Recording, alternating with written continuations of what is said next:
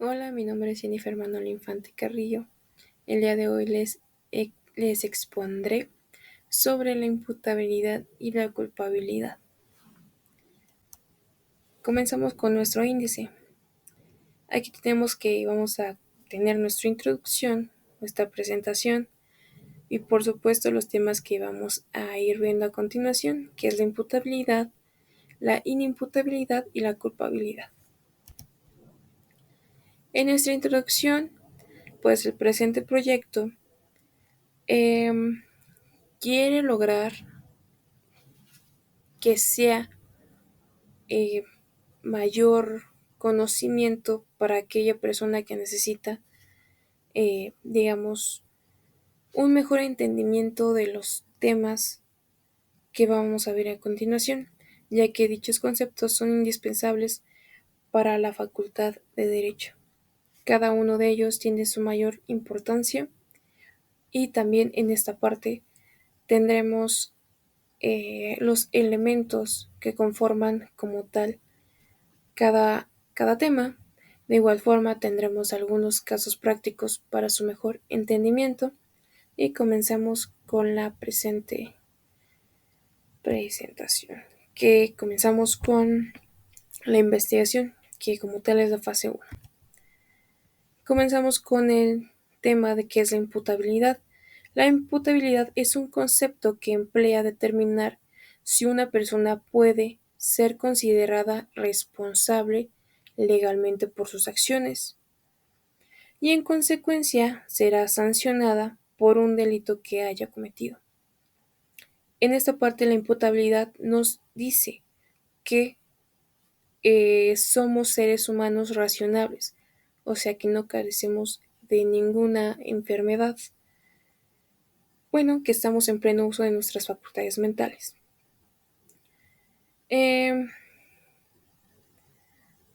También la imputabilidad marca la diferencia total en la inimputabilidad, ya que veremos a continuación por qué nombro que es muy grande la diferencia. Ahora bien, la imputabilidad en el Código Penal Federal, Código Penal Federal. Tenemos que el concepto de imputabilidad está presente en el Código Penal Federal. Por ejemplo, cada uno de los artículos establece una sanción para cierto delito. Este se refiere al delincuente como un imputado. De igual forma tenemos en el artículo 15 de este presente código que cuando el autor carece de capacidad para comprender que ese acto es ilegal o para comportarse de acuerdo con con un trastorno mental o un retraso en el desarrollo intelectual, es decir, que no eh, tenga pleno uso de sus facultades, no habrá imputado. Sin embargo, cuando exista o cuando sí existiría la imputabilidad, es cuando el propósito del autor ha causado un inconveniente o una negligencia por el mismo trastorno mental. Ahora, por decir qué significa imputable, qué significa ser imputable, pues en el derecho penal nombramos que es imputable o la palabra que es imputar, que es atribuirle el hecho a una persona, o sea que no tiene el conocimiento y la libre voluntad, o tiene el conocimiento y tiene la voluntad de hacerlo aunque está tipificado. Ahora bien, ¿qué me refiero con tipificado? Tipificado es el encuadramiento, o más bien dicho, la definición que tenemos de un delito o de una acción y omisión que se pueden considerar como delitos o se asignan una pena o una sanción. Ejemplo de ello es el homicidio. En el Código Penal del Estado de México, exactamente en el artículo 264, nombra que pues obviamente la definición, que es quitar o mejor dicho privar de la vida a otro. Tenemos distintas clasificaciones. Una de ellas es por eh, homicidio calificado, que van de 10 a 15 años, y digamos por el homicidio a una cónyuge o un pariente, por así decirlo, cercano, van de 70 a 40 años. Esto es diferente, digamos, es la clasificación del delito, es la pena que se le va a establecer. Ahora que ya queda claro qué es la imputabilidad, en breve resumen, es el pleno uso de nuestras facultades mentales, que no carecemos de alguna enfermedad y que sabemos eh, perfectamente que algunas conductas se encuentran en las leyes, en el orden jurídico, y pues está en nosotros quererlas cumplir o negarnos a cumplir. Aquí encontramos la acción y omisión. Un ejemplo clave en acción y omisión, por un fenómeno que acaba de ocurrir exactamente, son las elecciones pasadas, que pues precisamente una acción es el libre voto y una omisión es que está en ti si lo quieres realizar o no. En este ejemplo, pues digamos que como tal no hay pues una pena, por así decirlo, aunque en la Constitución viene que tenemos que votar porque pues es un derecho, aparte que sea un derecho, se necesita para que nos regulemos como Estado. Ahora vamos con un caso práctico de la imputabilidad. Mentira, son los elementos de la imputabilidad. En esta parte tenemos que son tres elementos, o los que yo investigué son tres, que es la edad. En México la edad para ser mayor de edad literalmente son 18 años. En esta parte ya estamos en pleno uso de los derechos de goce y de ejercicio. Como con el anterior ejemplo, ya tenemos pues la necesidad, o no la necesidad, sino cumplir con las elecciones, porque ya obviamente a esta edad ya tramitamos nuestra identificación oficial y con ella pues tramitamos nuestro libre voto. Ahora, también tenemos en esta parte la salud, que es la capacidad de estar en pleno uso de nuestras facultades mentales para poder comprender nuestro carácter y nuestra conducta. Como ya lo había mencionado, eh, el estar en pleno uso de tus facultades mentales, pues obviamente es no carecer de alguna discapacidad mental, y que tú comprendas lo que está bien y lo que está mal. Esto es lo que venían a continuación en estos elementos, que es el discernimiento. El discernimiento es básicamente que comprendas lo que está bien y lo que está mal. Por así, ya como comprendimos en el ejemplo anterior del homicidio, que está mal, pero algunas personas lo cometen y está en ti omitirlo o hacer la acción. Pasemos a la siguiente diapositiva, que ahora sí viene nuestro caso de la imperatividad, de la imputabilidad. Aquí como tenemos en la diapositiva, tenemos un caso práctico acerca de un hurto de comida. En este caso nombramos que fue un robo, pero los policías al detener a esta persona se dan cuenta que carece de sus facultades mentales. Entonces es una persona que es inimputable porque no tiene conocimiento de lo que está realizando y como tal no distingue lo que está bien y lo que está mal. Por eso es una persona que es inimputable. Pero en caso contrario, que ella supiera que el hurto está mal y está, bueno, más bien no es que esté todo tipificado, pero pues obviamente tiene una sanción, ahí es una imputabilidad, ya que sabe que eso está mal y aunque sea una necesidad humana, aún así es pues una violación a las leyes. Ahora sigamos con el siguiente tema, que es la imputabilidad. Aquí tenemos investigación inimputabilidad. Ahora, su concepto básicamente nombra que pues es aquella persona que no está bien de sus facultades mentales y vamos a explicar con nuestras palabras qué es una persona inimputable o más bien qué es la imputabilidad.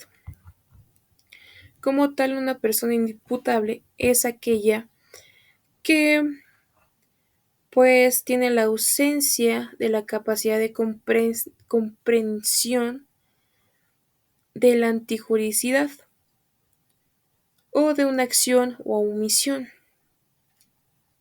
ya que por sí solo no se puede controlar. Ahora, como mencionamos anteriormente, esta persona como tal no va a ser considerada como un delincuente, por así llamarlo, una persona imputable.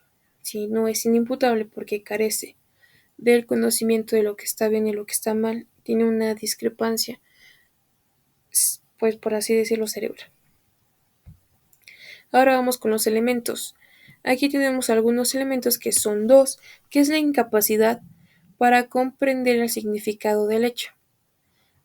Aquí decimos que él no distingue si está bien o está mal, como ya lo mencionamos. Él, digamos que carece de raciocinio, por así decirlo, que no comprende que la violación está mal, pero aún así la comete. Es una persona inimputable.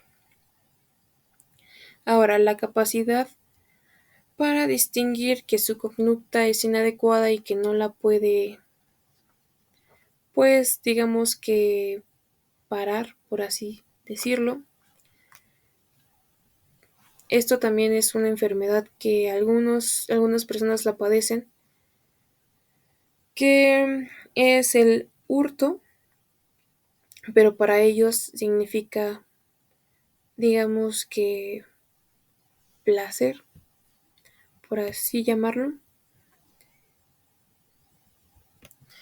Aquí también puedo explicarles algunos ejemplos sobre la imputabilidad, pues un ejemplo de ellos, como ya hemos comentado, que es la enfermedad mental, que es la denominación de la perturbación mental que da un mayor origen orgánico y emocional, que se caracteriza por la pérdida de contacto de la realidad a menudo.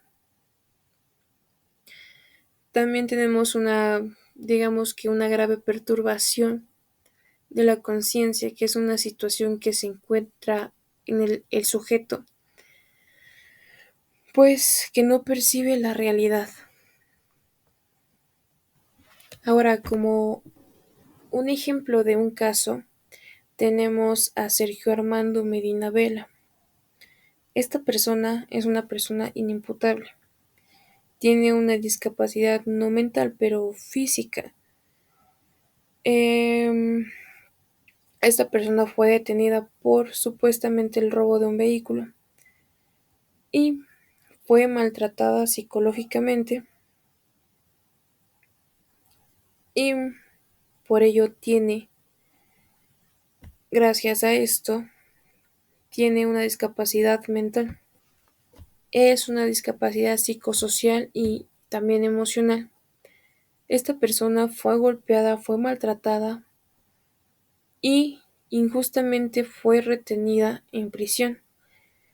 Fue detenida en el año 2010 y esta persona solamente salió porque la Comisión Internacional Iberoamericana permitió su salida en el año 2013. Fue una persona que padeció por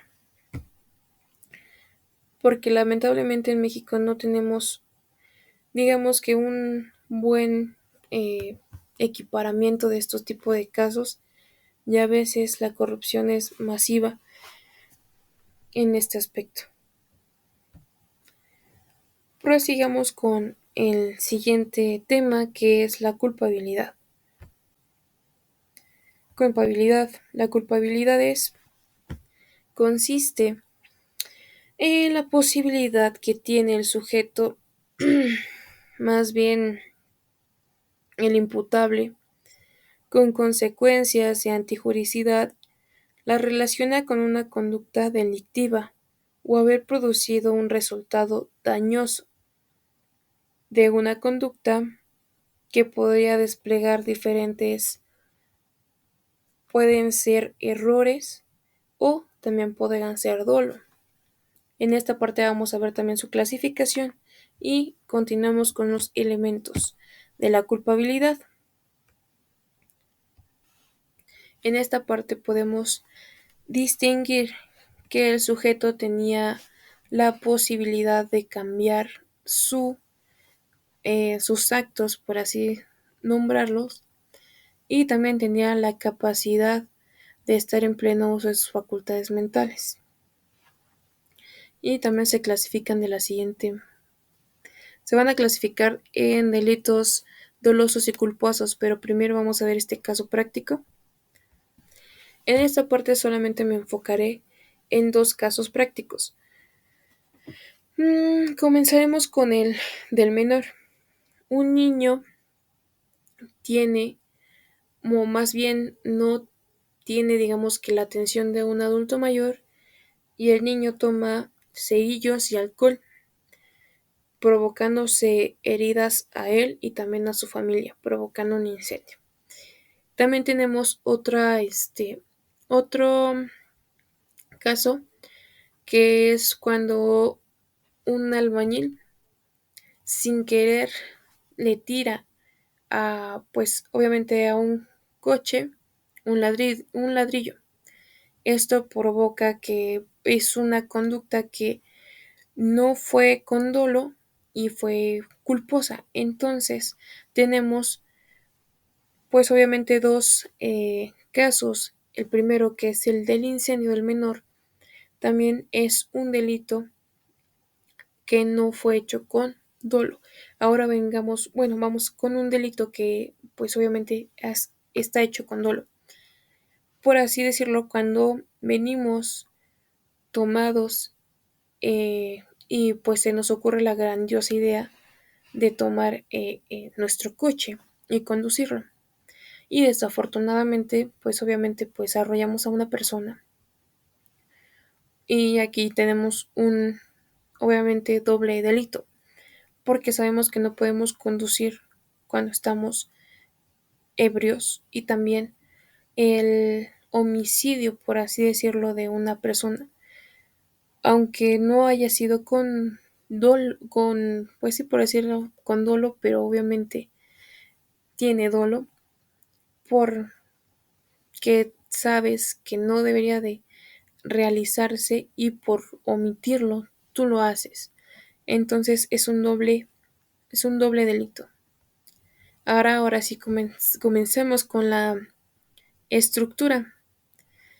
Aquí me permití colocar qué es la conducta, que es la actuación humana con la que pues tenemos ciertas características y con las que pues obviamente vamos a ver nuestro comportamiento, que aquí tenemos la acción y también la omisión. En esta parte la acción pues es la que realiza el sujeto, y la omisión de igual forma la realiza el sujeto, pero como ya habíamos puesto un ejemplo con anterioridad, acerca de las elecciones, pues tú tienes la acción de votar y la omisión de no hacerlo, porque no es, digamos que una obligación, por así llamarlo.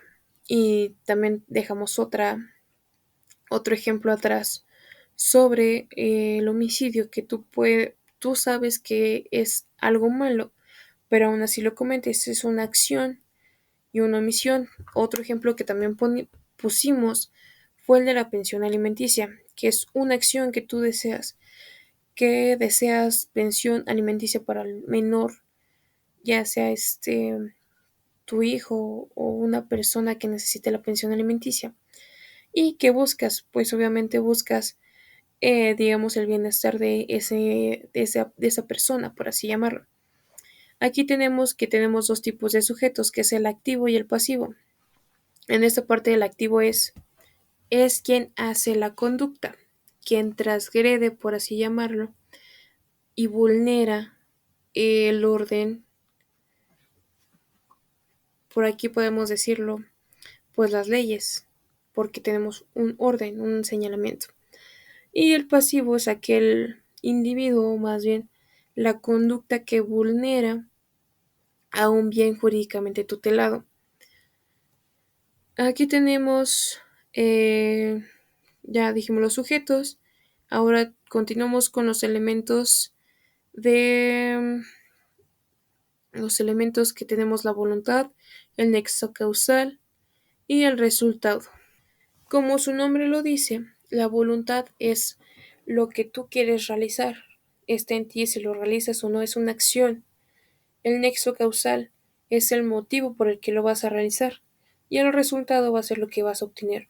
Por ejemplo, en una sucesión tenemos la voluntad de realizar la sucesión porque pues digamos que vamos a vender una propiedad, pero lamentablemente esa propiedad tenía otro dueño que podría ser nuestro padre, por así llamarlo, y tenemos que realizar la sucesión para poder vender esa parte de terreno, esa propiedad. Tenemos la voluntad de realizar la sucesión para vender. Ahora tenemos el motivo. El motivo podría ser que necesitas, por así decirlo, dinero, o que te quieres deshacer de algún bien que ya no te sirva o que para ti sea inadecuado el tenerlo.